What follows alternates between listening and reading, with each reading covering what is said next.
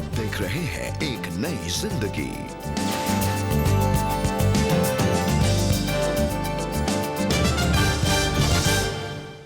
नमस्कार दोस्तों, आपका स्वागत है आज के इस सुबह।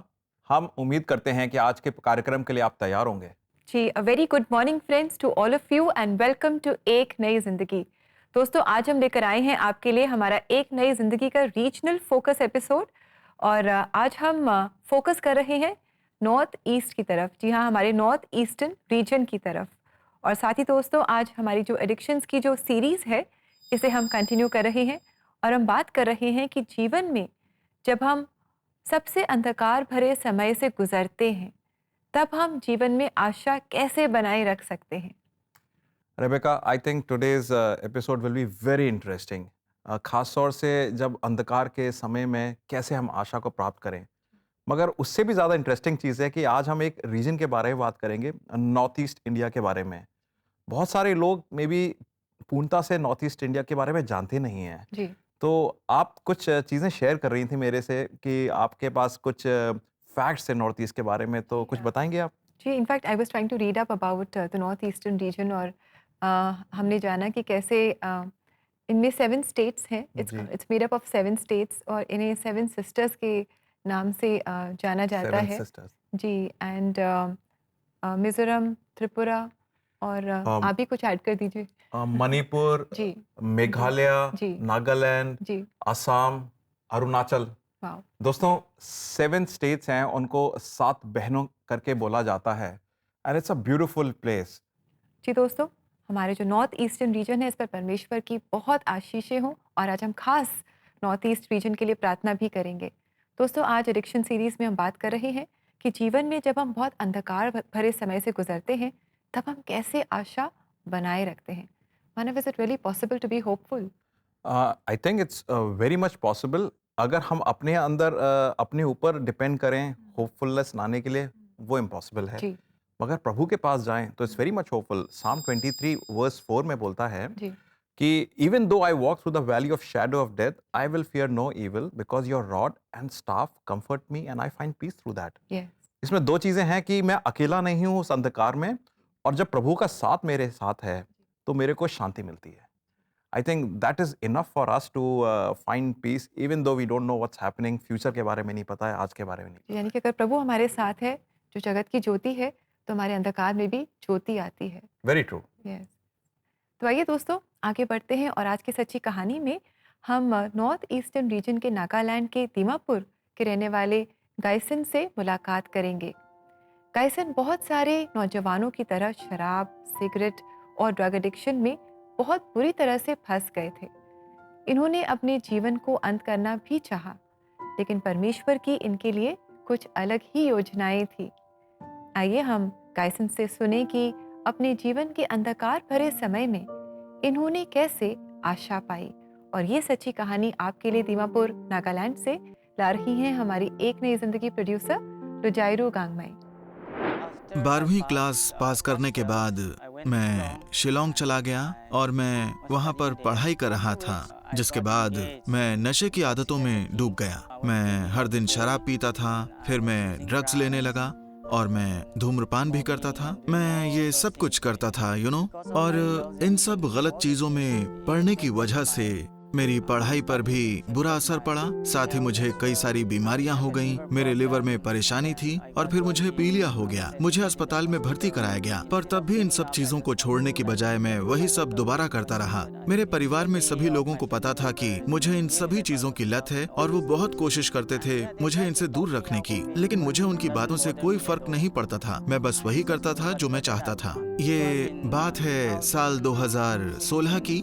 जनवरी में एक बार मैं नशे में था। फिर जब मैं घर वापस आया तो मैं चिल्लाने लगा, अपने भाइयों और सभी घर वालों के साथ झगड़ा करने लगा। तो उस दिन मेरा एक कजन भाई आया जो चर्च में सेवा करता था। वो एक ऐसा इंसान था जिसकी मैं अपने परिवार में बहुत इज्जत करता था, क्योंकि उसने बचपन से ही कभी ये सब नहीं किया था। और जब वो आया तो मुझे डांटने के बजाय उसने मुझे बहुत अच्छे शब्दों के साथ संभाला, मुझे तसल्ली दी। तो मुझे खुद पर बहुत ज्यादा शर्म आई। मैं जो चीजें कर रहा था उस समय मुझे लगा कि मेरा होना, मेरा जीवन, इन सब का कोई मतलब नहीं है। मेरा तो इस दुनिया में रहने का भी मन नहीं कर रहा था। इन सब बातों को सोचने के बाद मैंने अपने जीवन को समाप्त करने की कोशिश की। तो लगभग 7 से 10 मिनट के अंदर में मैं मर चुका था। मेरी दिल की धड़कन नहीं थी, कोई पल्स नहीं थी, मैं पूरी तरह से मर चुका था। उन्होंने मुझे बताया कि हर कोई अपनी छाती पीट पीट कर रो रहा था, साथ ही वो प्रार्थना कर रहे थे कि काश मैं जिंदा हो जाऊं। फिर धीरे धीरे मेरी धड़कन वापस आ गई और पहली बात जो मुझे याद है वो ये है कि मेरी आंखें अस्पताल में खुली और मुझे कुछ भी समझ में नहीं आ रहा था कि मैं आखिर अस्पताल में क्यों हूँ। मुझे बहुत पहले ही मर जाना चाहिए था। परमेश्वर ने मुझे जीवन दिया तो इसके पीछे जरूर कोई कारण होगा। मैं सोच रहा था कि अगर हम जिस परमेश्वर की आराधना करते हैं, जिस भगवान पर हम विश्वास करते हैं, अगर वो परमेश्वर सच्चा परमेश्वर है तो मेरे मन में यह ख्याल आया कि मैं उन्हीं की सेवा करना चाहता हूँ। और फिर अगले दिन मेरे चर्च लीडर्स, मेरे पास्टर्स आए, मेरे लिए प्रार्थना की और फिर मेरे असिस्टेंट पास्टर ने पूछा कि तुम जीवन में आखिर क्या करना चाहते हो। मैंने उनसे कहा कि मैं परमेश्वर की सेवा करना चाहता हूँ, पर उनकी सेवा करने के लिए मुझे उनके बारे में जानना भी होगा, इसलिए मैं थियोलॉजी की पढ़ाई करना चाहता हूँ। मैंने उस रात अपने परिवार के सभी लोगों और अपने पास्टर से यही बात कही। मैंने अपना फैसला ले लिया था कि मैं अब आगे थियोलॉजी की पढ़ाई करूंगा और मेरे एमडी फर्स्ट ईयर के दौरान मैंने पूरा साल उपदेशों को, अपने टीचर्स की शिक्षा को और अपने दोस्तों को सुना जिन्होंने मुझे हर चीज में मदद की, मेरे लिए प्रार्थना की, मुझे तसल्ली दी, सलाह दी और मुझे समझाया कि प्रभु यीशु मसीह में विश्वास करने का मतलब आखिर होता क्या है। साल के आखिर में छुट्टी पर जाने से ठीक पहले मैंने प्रभु यीशु मसीह को अपने परमेश्वर और उद्धारकर्ता के रूप में स्वीकार किया। सभी लोग जो इस प्रोग्राम को देख रहे हैं, मैं उनसे बस यही कहना चाहता हूँ कि इट्स नेवर टू लेट। परमेश्वर हमें अपनाने के लिए हमेशा तैयार रहता है और हम अकेले कुछ नहीं कर सकते। एक कहावत है, जितनी ज्यादा प्रार्थना उतनी ज्यादा शक्ति, कम प्रार्थना कम शक्ति। इसलिए जब हम ज्यादा प्रार्थना करते हैं तो हम अपने हालातों से निकल सकते हैं। मैं हर उस परिवार को एक संदेश देना चाहता हूँ और उन्हें प्रोत्साहित करना चाहता हूँ जो इस तरह की लतों से जूझ रहे हैं। मैं यही कहूँगा कि कभी हार मत मानो, प्रार्थना करते रहो, प्रार्थनाओं का उत्तर जरूर मिलता है। और यही बात परमेश्वर का सच है। मेरा परिवार, मेरे पास्टर, हर कोई मेरे लिए दिन रात प्रार्थना करता था और मैं कह सकता हूँ कि मुझे बदलने में जिन चीजों ने मदद की उनमें से प्रार्थनाएं भी एक थीं। इसलिए कभी हार मत मानो, क्योंकि परमेश्वर हमें कभी भी अकेला नहीं छोड़ता। More prayer, more power, less prayer, less power. Rebecca, how was this?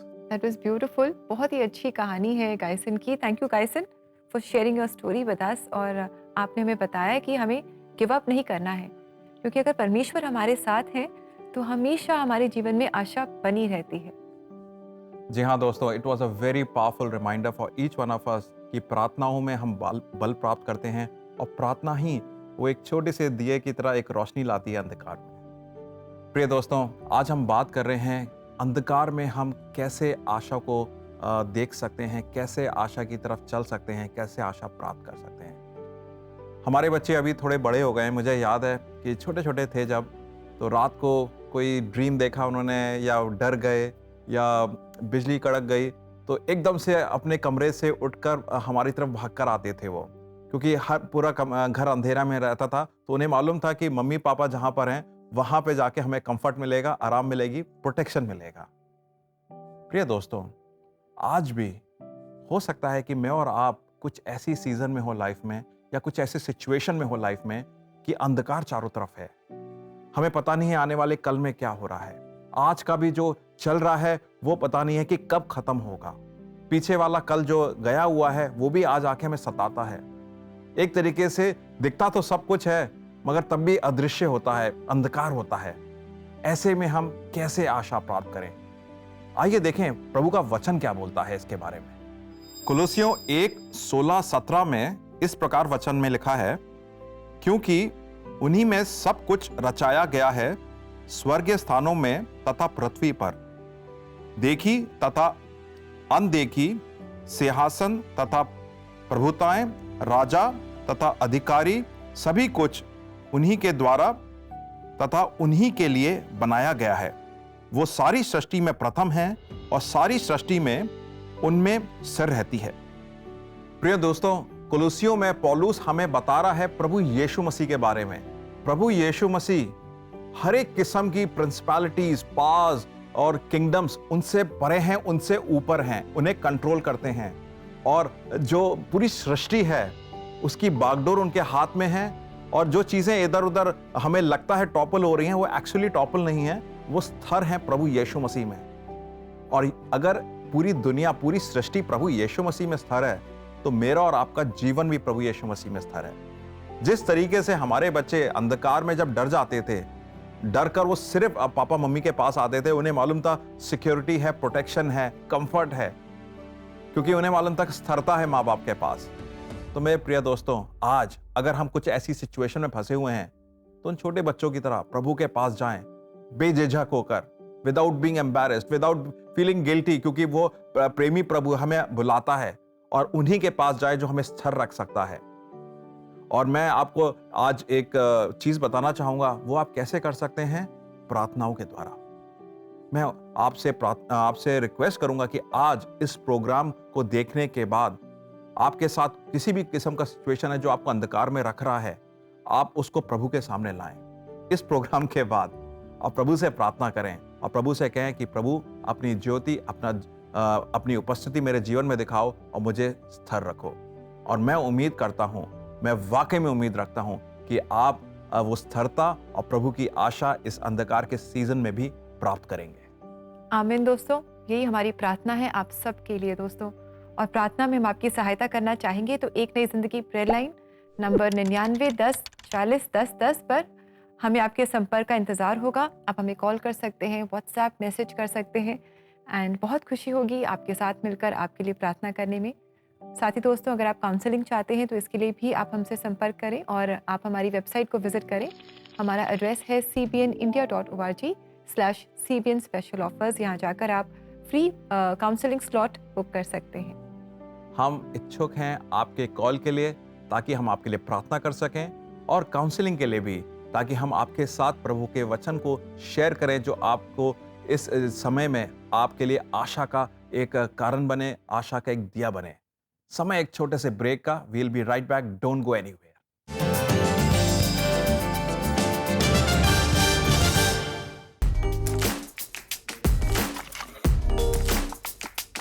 We shot for 5 days. This whole week, in fact, we've been shooting. And we shot 3 storytellers on chroma, and that will later be keyed out and the backgrounds will be changed. I think it's been a great experience because there's a lot of good equipment here. There are talented people, skilled people who know what to do with it, who can use it well. There's a sound studio also attached with it, which most places don't have. I think there's enough space also where even if you need to prop up something or do a little indoor shoot, that can happen here. And I think all of it comes together really well.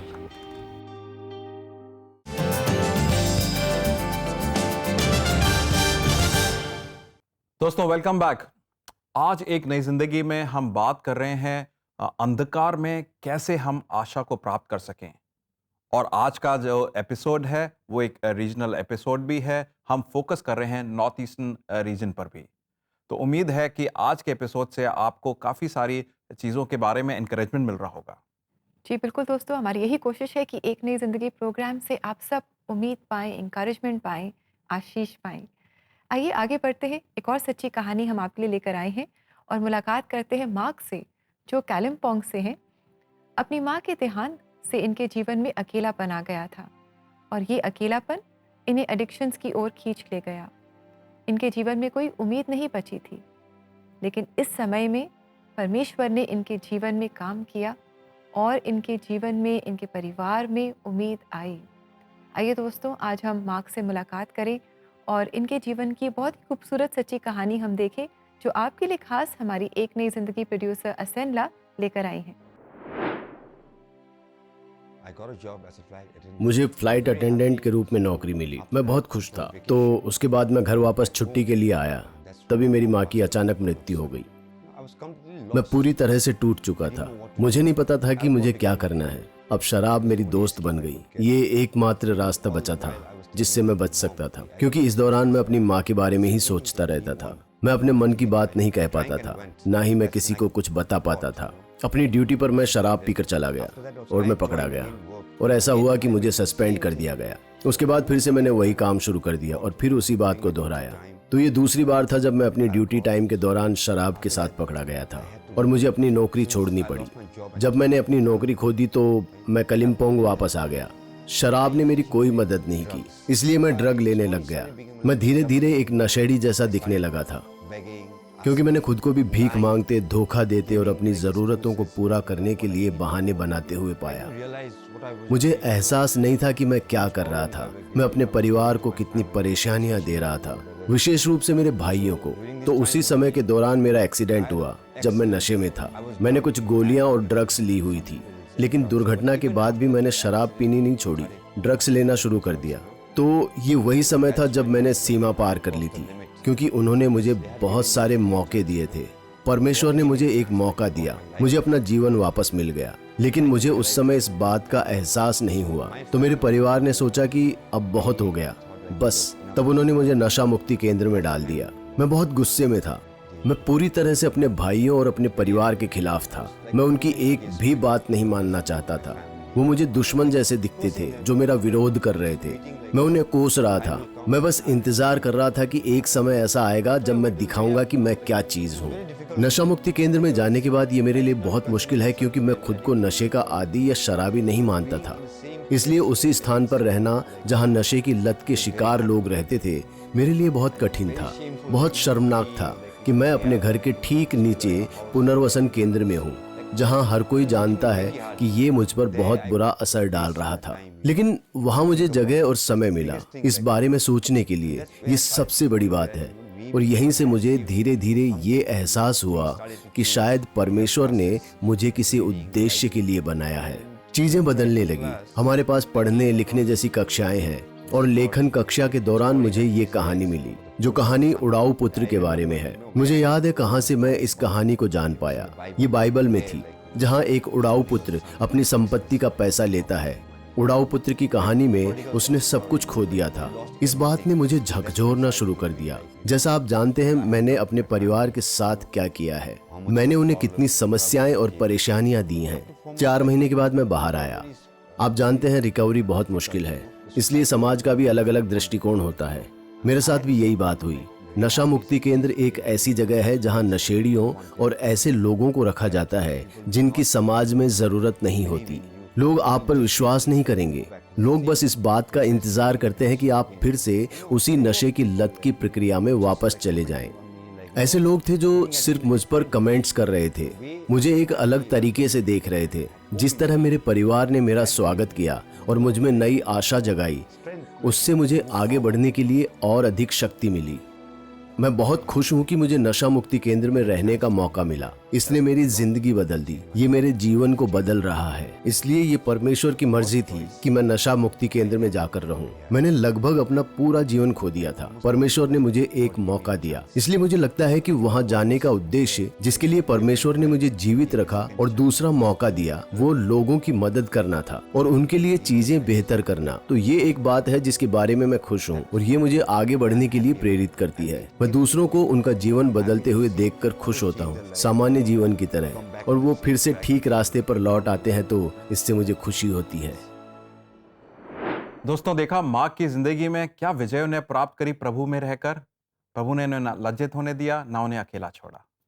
Ji, and it is such an encouragement. I am sure हमारे बहुत सारे दर्शक हैं जो माँ की तरह ऐसे मुश्किल समय से गुजर रहे हैं, क्योंकि एडिक्शंस जो हैं वो हमारे जीवन में अंधकार लेकर आती हैं। और हमने जाना है कि प्रभु यीशु मसीह के द्वारा हम हर एडिक्शन पर, हर अंधकार पर जय पा सकते हैं।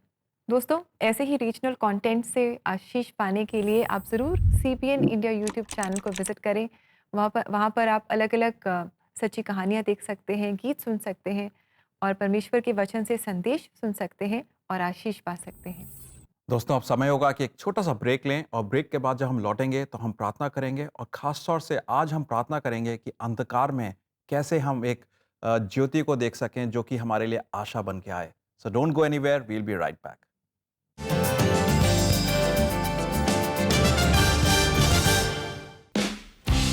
एक नई जिंदगी हर बुधवार आपके लिए राष्ट्रीय क्षेत्रों का रंग नेशनल टीवी के रंगमंच पर लाता है। देखिए सच्ची कहानियां, सुनिए चर्च कॉयर्स और सैर करिए ऐतिहासिक गिरजों की। हर बुधवार चलिए एक नए क्षेत्र में। देश विदेश से एक नई जिंदगी रीजनल फोकस देखने के लिए गिव टू CBN।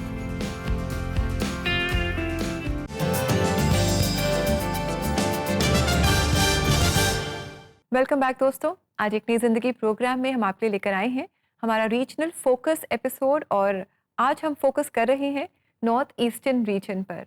और साथ ही आज एडिक्शन सीरीज में हम बात कर रहे हैं कि एडिक्शंस हमारे जीवन में अंधकार लेकर आती हैं, लेकिन इस अंधकार पर हम जय पा सकते हैं प्रभु यीशु मसीह की मदद से।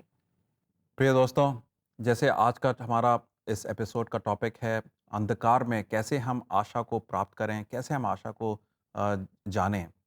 ये समय होगा कि हम प्रार्थना करें, और प्रार्थनाओं में बहुत ज़्यादा बल होता है। प्रार्थनाओं के द्वारा जहाँ जहाँ पर अंधकार है, हम वहाँ पर आशा की उम्मीद कर सकते हैं। और साथ ही में हम अपने नॉर्थ ईस्ट प्रांत के लिए भी प्रार्थना करेंगे। आइए हम प्रार्थना करते हैं। परमेश्वर, धन्यवाद देते हैं आपको, धन्यवाद देते हैं कि इस समय हम एक साथ मिलकर प्रार्थना कर सकते हैं। हो सकता है कि हम इस समय भाई बहन मीलों दूर दूर बैठे हैं, मगर इस माध्यम के द्वारा हम एक साथ बैठ के प्रार्थना कर सकते हैं। धन्यवाद है इस बात का। प्रभु जी, हम प्रार्थना करते हैं खास तौर से उन भाई बहनों के लिए जो कि मुश्किल समयों के द्वारा जा रहे हैं। बहुत सारी लाइफ में कठिनाइयां हैं, उनको आने वाले कल के बारे में कुछ पता नहीं है, बल्कि घबरा रहे हैं आने वाले फ्यूचर को देखकर। वो घबराहट हो सकती है रिलेशनशिप को लेकर, आर्थिक स्थिति को लेकर, करियर को लेकर, और बहुत सारी चीज़ें हो सकती हैं जो उनको डरा रही है, उनको बांध रही है। हो सकता है प्रभु जी अंधकार हो आज की स्थिति को लेकर, हो सकता है अंधकार हो बीते हुए कल को लेकर जो आकर सता रहा है, डरा रहा है। प्रभु जी, इन सभी सिचुएशंस में मालिक आप इनको इस सिचुएशन को टेक ओवर करें और इनको उम्मीद दिलाएं, इनको उम्मीद दिखाएं प्रभु जी। जैसे दाऊद ने उम्मीद पाई थी भजन संहिता 23 में, कि भले ही वो अंधकार के रास्ते में चलता था, अंधकार की वादियों में चलता था, वो घबराने वाली सिचुएशन थी, मगर वो आपकी उपस्थिति को प्राप्त करता था और साथ ही साथ में मन की शांति प्राप्त करता था। उसी हिसाब से हमारे मिलने वाले जितने भाईगण हैं, बहनगण हैं, यहाँ पर सारे लोग आपकी शांति को प्राप्त करें।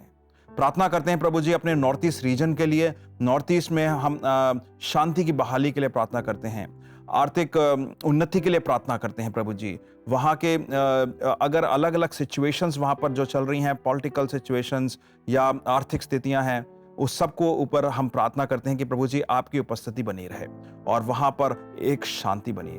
ये सारी प्रार्थनाएं प्रभु यीशु मसीह के नाम से करते हैं, आमीन। आमीन। दोस्तों, प्रार्थनाओं में बहुत बल होता है, और जब हमने आज प्रार्थना करी है अंधकार के लिए कि उसमें हमें उम्मीद का दिया दिखे जो कि आशा है, हमने नॉर्थ ईस्ट रीजन के लिए प्रार्थना करी है, तो मैं उम्मीद करता हूँ कि ये प्रार्थनाएं बनी रहेंगी आपके साथ और आप भी खुद प्रार्थना करेंगे। जी दोस्तों, जब हम प्रार्थना करते हैं हम परमेश्वर की उपस्थिति को एक्सपीरियंस करते हैं। जब हम वचन पढ़ते हैं तब भी हम परमेश्वर की उपस्थिति को एक्सपीरियंस करते हैं। और आज हमने जाना है कि जब परमेश्वर की उपस्थिति हमारे जीवन में आती है तब अंधकार दूर होता जाता है। आइए इस समय हम देखें कि आज परमेश्वर का जीवित वचन हमें क्या बता रहा है। यहोवा ने मुझे दूर से दर्शन देकर कहा, मैं तुझसे सदा प्रेम रखता आया हूँ, इस कारण मैंने तुझ पर अपनी करुणा बनाई रखी है। यिर्मयाह 31:3। दोस्तों, प्रभु ने साफ जाहिर करा है अपने वचन के हिसाब से कि वो हमसे प्रेम करता है, और जब प्रभु प्रेम करता है तो वो हमारा माता है, वो हमारा पिता है। और जब वो उस प्रेम के द्वारा अगर हम बंधे हुए हैं तो हमें किसी चीज़ से घबराना नहीं है, ना डरना है, अंधकार से तो खास तौर से नहीं। तो मैं उम्मीद करता हूँ इस वचन ने आपको काफ़ी सारा उत्साहित करा होगा, ताकि आप प्रभु में बने रहें, प्रभु के प्रेम में बने रहें। जी, और दोस्तों इस पावरफुल वचन के बाद आइए सुनते हैं ये गीत प्रॉमिसेस। ये एक इंग्लिश गीत है और ये गीत हमें बता रहा है कि जीवन में तूफान आएंगे, आंधियां भी चलेंगी, लेकिन परमेश्वर सदा विश्वास योग्य है। इसलिए आइए हम मिलकर उसके महान नाम की आराधना करें। God of Abraham, you're the God of covenant and faithful promises. Time and time again, you have proven you'll do just what you said. Though the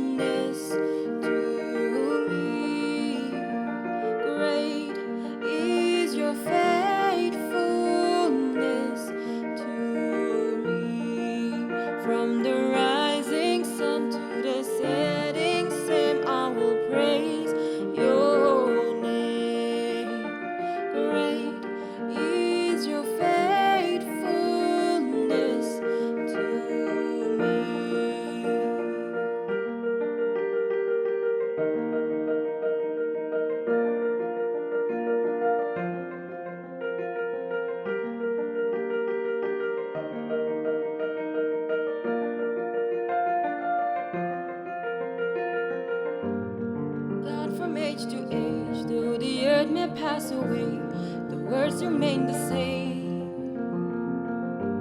Your history can prove there's nothing you can do. You're faithful and true. Though the storms may come and the winds may blow, I'll remain steadfast and let my heart learn when you speak a word, it will come to pass. Great is your faithfulness to me. Great is your faithfulness to me. From the rising sun to the setting same, I will praise your name. Great is your faithfulness to me.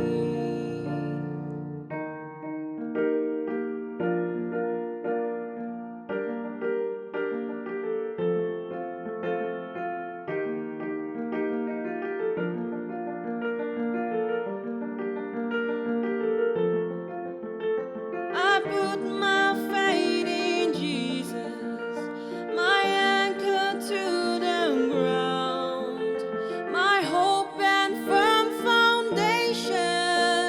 He'll never let me down.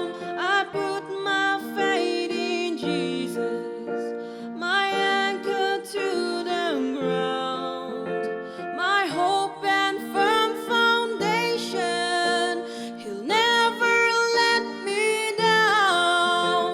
I put my faith in Jesus, my anchor to the ground, my hope and firm foundation.